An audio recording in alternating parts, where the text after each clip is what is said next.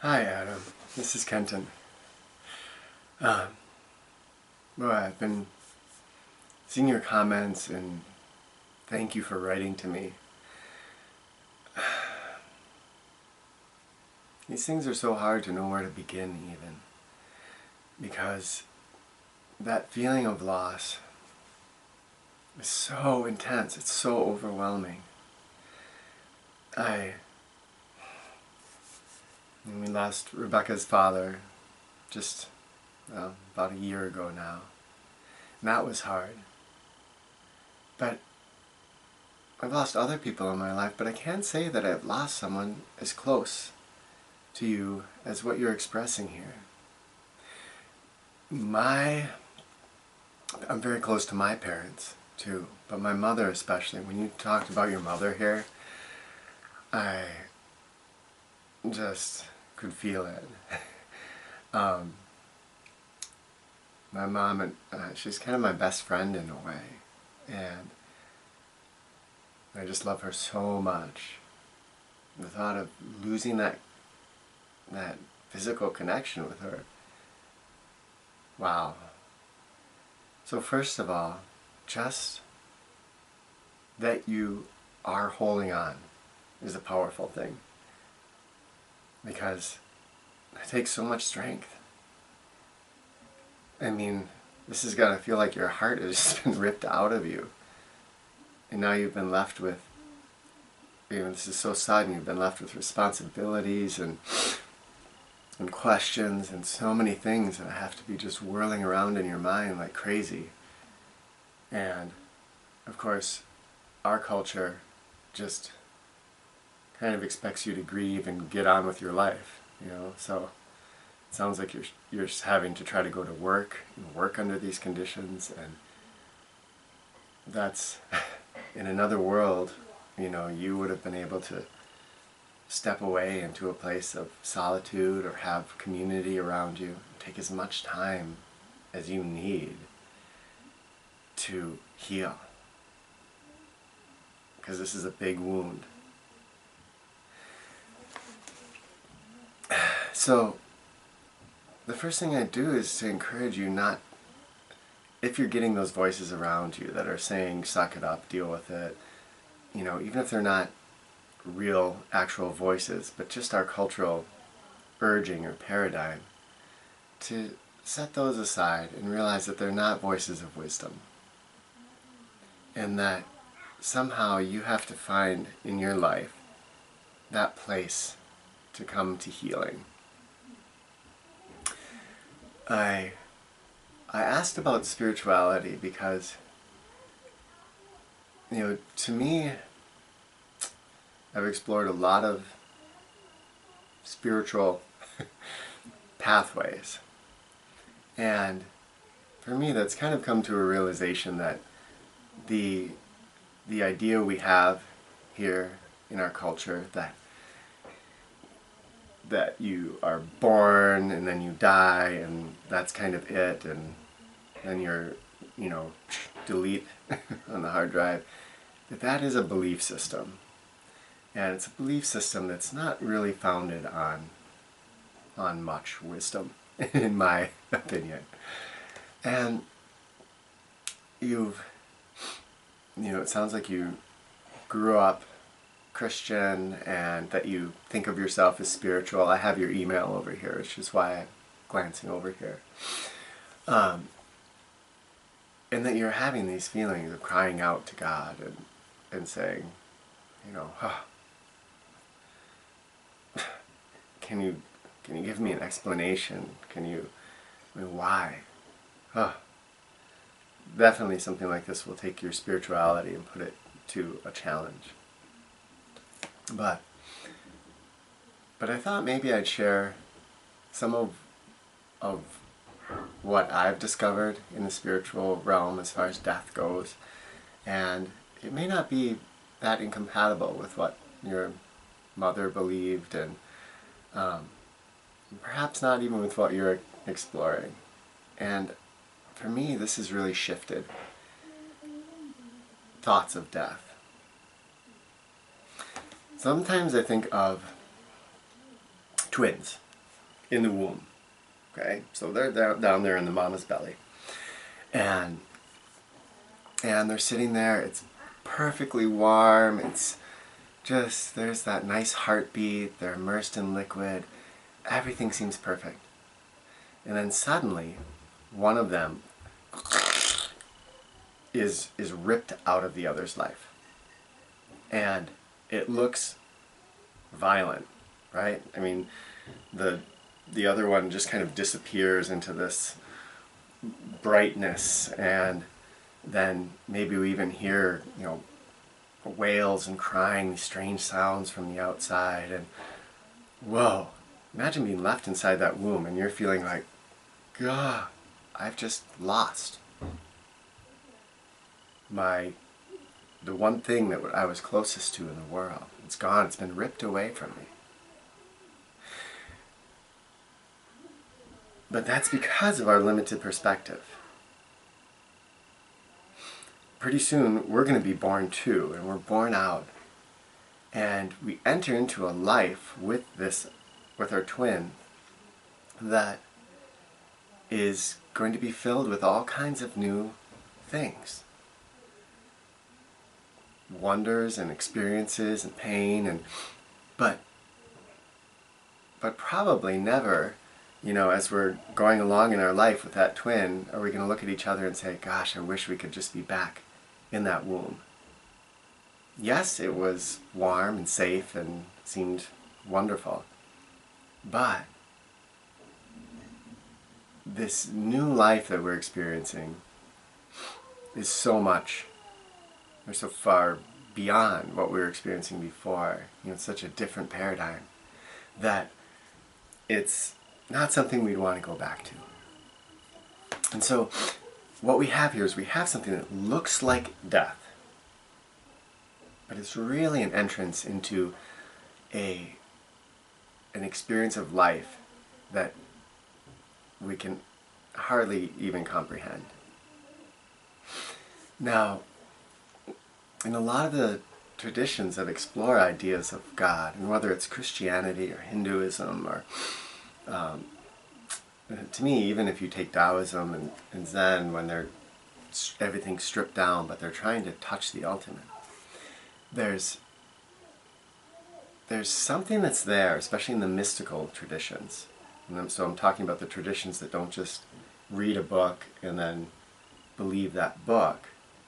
They take that book as a pointer towards the divine, and they say, I'm going to find the divine through a direct relationship.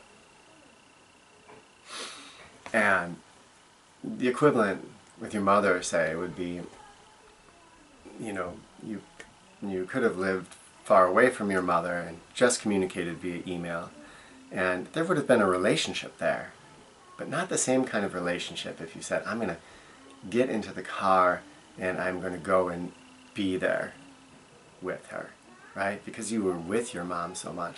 You saw her expressions, you knew her smell, her touch.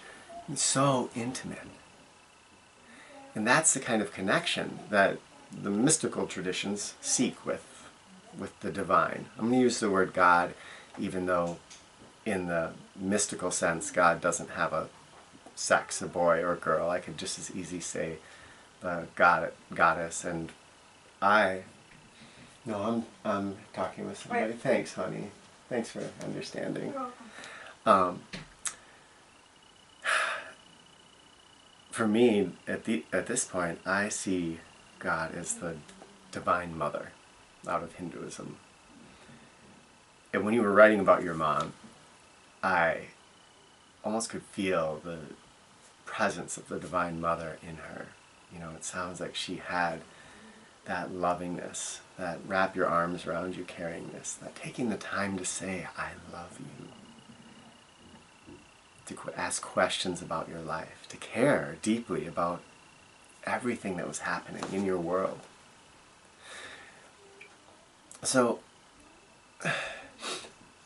when we start to get mystical like that and seek that direct relationship with divinity, we find that God is made of love. that really there's no other quality besides love in God. And I think that your parents were somehow even on that route, because the kind of love they were giving you is not what I usually hear of in today's world. You know, I get to work with a lot of people that come out to Rewa University, and they come and stay, and I get to learn about their relationships with their parents and other people. To have that depth of love is such a gift. And here's the thing, it's a gift that transcends that thing that we call death. Because when your parents died, it was like you and them were twins in the womb together. And this thing we call death, it's a birth. It looks like death because it looks to us scary. The physical connection with that person that we've so treasured, that's the only thing we know about them, that seems like it's ripped away and it's gone. And that is devastating, just like it was for that twin in the womb. But what's really happened is that your parents have been born. And as we explore that relationship with the divine more and more deeply, we find that God is being us, and we are being God. That there's no separation.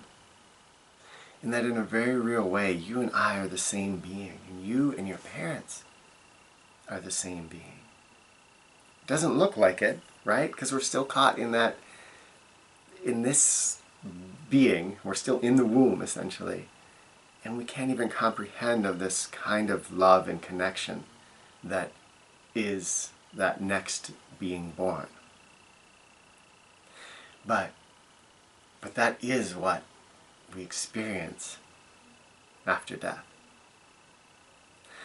And so as the physical form's left, your parents become love incarnate. They become that God essence. And we can't wrap our head around this. It's really no use to try.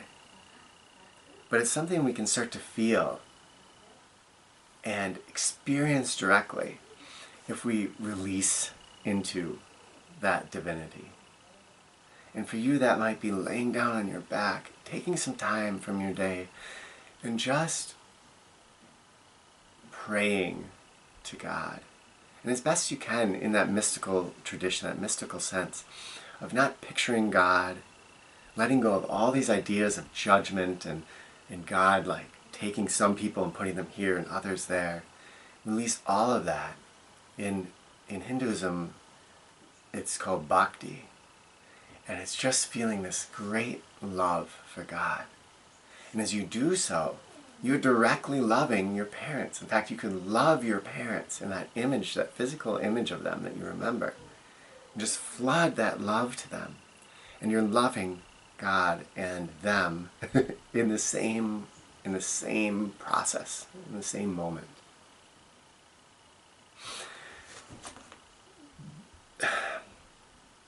With the girls, we call it, when something dies, my daughters, we say they've now become part of everything. So it's not a death, it's not an ending. So your mother is in the food that you're going to eat today. If you can love that food, you're loving your mother. Your parents are in the trees that you see waving in the wind. They're in that bird you see outside the window.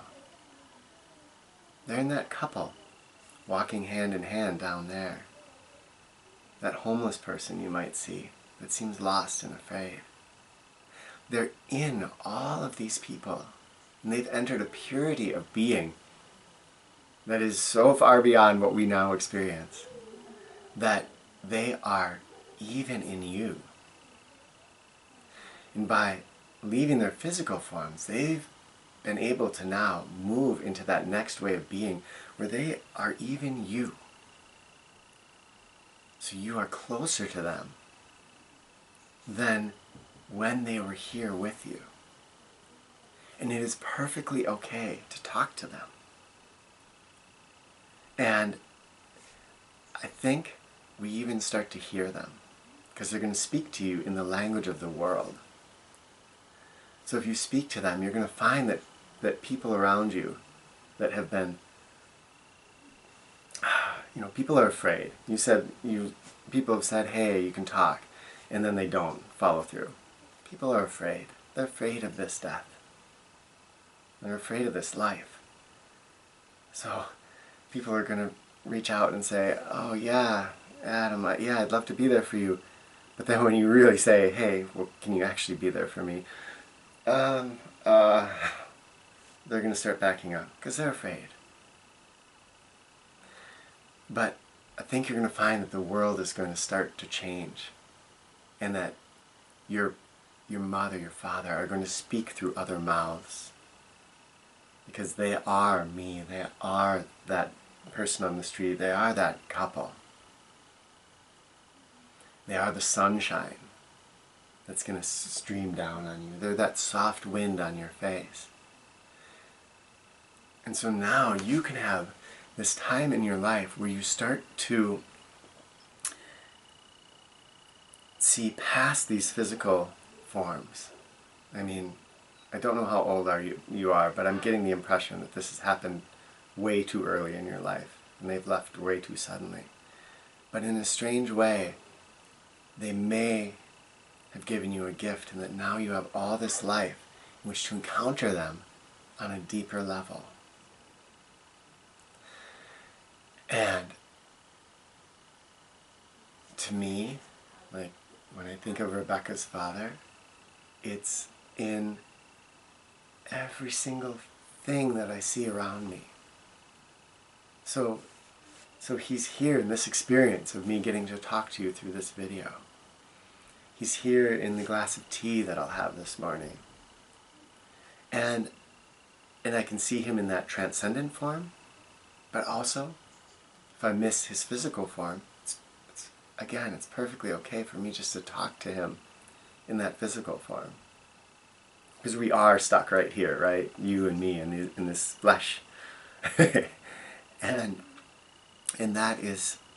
that's how we communicate with each other right now. And we're going to miss those physical forms. Absolutely. We're going to miss the sparkle of their eyes and all their mannerisms and those words when she says, I love you.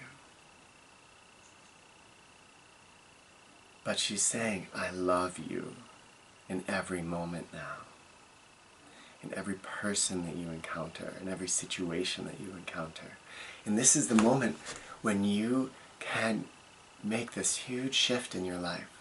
From seeing this world around you as this big harsh thing that just kind of happens randomly and seems cruel, to every single thing that happens in your life is your parents, your godparents. And I mean that in that connection. They are God, they are your parents in the same moment.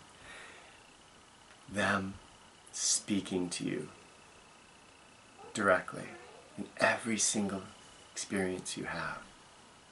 And it can start to change things. When someone's mean to you and kind of flips you off or snappy, you can start projecting love onto that person. Because inside of them, hiding, is God, is the love of your parents. All around you. In every person, every situation, everything. This world, Adam, that we are experiencing right now, in Hinduism they call it Maya, an illusion. And they say that God becomes all of this that we experience. And even you, even me. And God hides from herself in this incredible game of hide and seek. But when we die, we become every single one of us, saint or sinner, we become again that purity of being. We know love, and we can be everything. We are not bound by time. Your mother, if she's missing your physical form, can be in any moment of your experience together from the past. And yet, she probably doesn't need to or want to, because she's now in you. She is part of everything in your life. And she can love you in a way that she could not even imagine loving you before. Her love for you is so, so, so deep, so full, that we can barely taste it. But we can begin to taste it when we start to see your parents in everything. Everybody. Every situation. Their love knows no bounds now. And they want to bring you along. Someday you'll get to die, I'll get to die, and we will experience that love, but it's vital right now that we live. Because in living, we get to be present in that love that they're trying to share with us. And there will be a merging someday, a coming together that will be as profoundly different from this experience that we're having right now as the twins' experience in the belly will be from their experience when they're teenagers running through the woods and having adventures together. But right now, we have this unique, amazing chance to see them in Maya, in this beautiful, strange beingness that's all around us. Adam, I just want to send you love and courage and tell you that your parents are not gone in the way that some of our cultural messages will try to tell you. And I'll say that I know this because I have explored spirituality so, so, so deeply that I have experienced and seen things that have shown me truth about what happens. And their love is pouring onto you right now. They're there with you in a sense that's more real than words can explain. This isn't the, oh, your parents are with you. No, they are you. They are with you so, so deeply. Your job right now is to feel and to realize it's okay to be in despair. It's okay to cry. It's okay to feel like you can't do it. It's okay to miss their physical form. But also to begin to spend that time laying down and just loving them. Loving them, reaching your heart out and saying, Mom, Dad, I want to love you in your new state of being. And I know this state of being is something transcendent that I can't see fully, but I'm just going to open my heart and just send pure love unto you. And send that love. And start to see that you can do that all day long. When you go to work, you can love the people around you. When you see that chipmunk or that squirrel, you can love that chipmunk or that squirrel. Send that love like a crazy, impassioned monk of love. Send it out everywhere to everything. And what's going to happen is the despair in your heart and all that hurt is going to start to transform into this blossoming flower of love that is so beautiful and so transcendent that you're going to start to feel your parents in every moment. You get to connect with them now in a way that you would not have been able to if they had stayed here in the flesh. And it is going to be beautiful. It is going to be wonderful. And it's going to take time. Give yourself all the time you need. All the self-love you need. When you're feeling that love, love yourself. Open your heart to just feeling your mother's, your father's love, God's love, just surrounding you and just filling you and wrapping you up. There's going to be times when you're going to feel small and weak and desperate and hurt. And that's okay. That's part of this world that we're in. I understand. I feel that way sometimes too. But as you move into this new love for them, you're going to start to see a part of the world that I'm not even going to try to describe. But it's made of love. It's made of your mom. It's made of your dad. Adam, so much love to you. You can do this. You are going to find your way. And love will be that light. Please take some time today. 20 minutes, a half hour. Lay down on the floor, on your bed.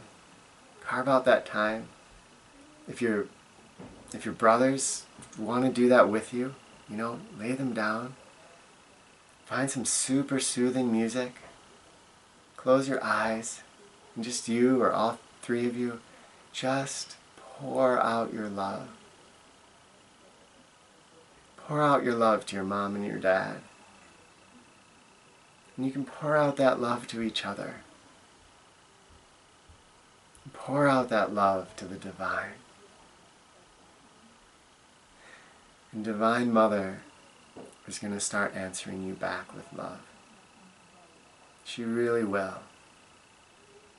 We just have to open our hearts, and then we can feel that love coming.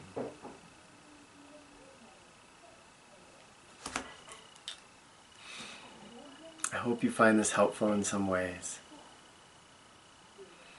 And again, love to you. Share with me if you would.